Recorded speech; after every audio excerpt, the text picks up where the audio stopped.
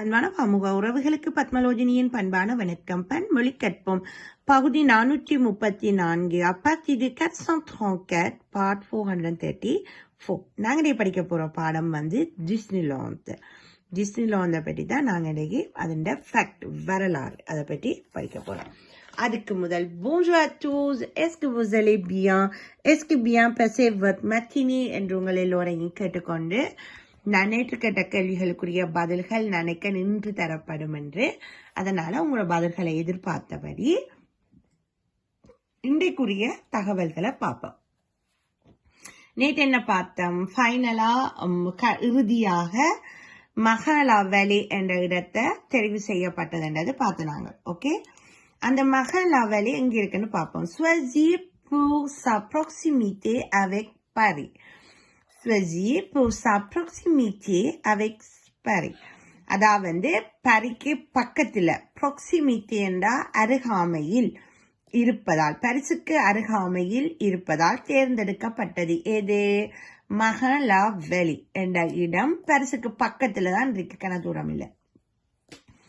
Chosen because of its proximity to Paris.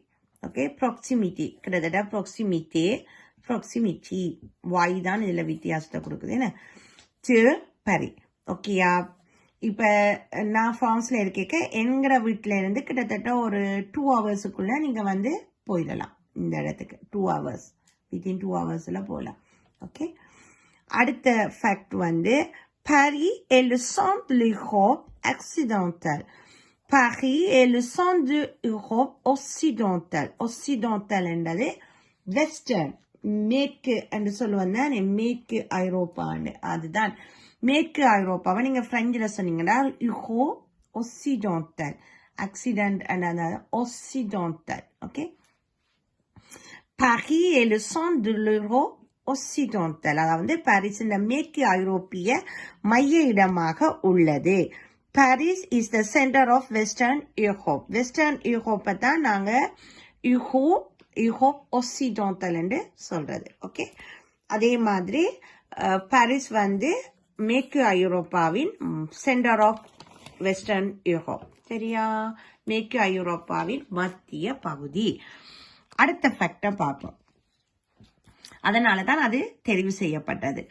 On estime que 68 millions de personnes se trouvent à moins de 4 heures de route et 300 millions de passagers à moins de 2 heures de route.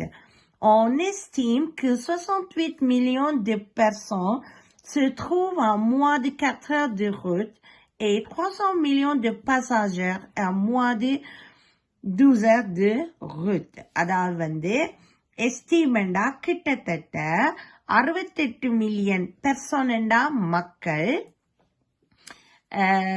வரக்கூடிய, அதாவது வந்து 4 குறைவு.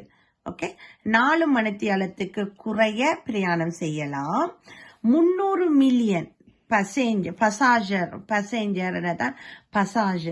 என்ற பிரயாணிகள், 300 millions de passagers என்ற பிரயாணி, என்ற நேரம், என்ற குறைவு, moins de 2 heures de route.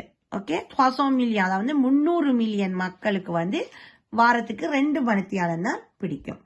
இந்த இடம் 68 மில்லியன் மக்களுக்கு 4 மணி நேர பயணத்திற்கு மேல் இல்லை என்றும் 300 மில்லியன் பயணிகளுக்கு 2 மணி நேர பயணத்திற்கு மேல் இல்லை என்றும் மதிப்பிடப்பட்டது.